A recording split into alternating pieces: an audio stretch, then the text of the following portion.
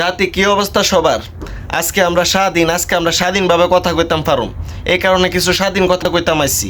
শেখ হাসিনা আর কাদের কাওয়া টাওয়া তো সব ফলাইছই। এখন কইলাম দেশের ভিতরে কিছু সামসা আছে, এই সামসাগুলোরে ধরেন।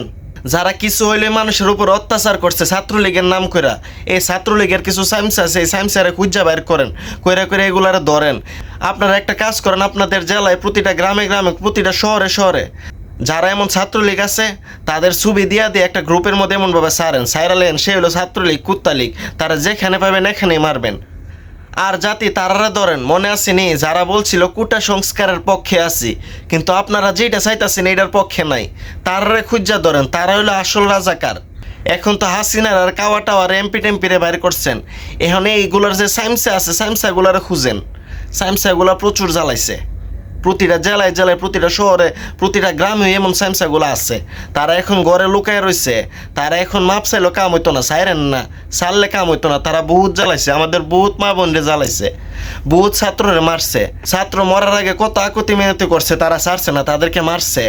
দেশ স্বাধীন হয়েছে ঠিক আছে, কিন্তু দেশের ভিতরে এমন ফুকামাকড় গুলো আছে, এইটা হইলো অরিজিনাল ফুকামাকড়। এগুলার কারণে মানুষ আতঙ্কে আসছিল। উপর থেকে অর্ডার দিছে আর এগুলো মানুষের জ্বালাইছে, মানুষের ক্ষতি করছে।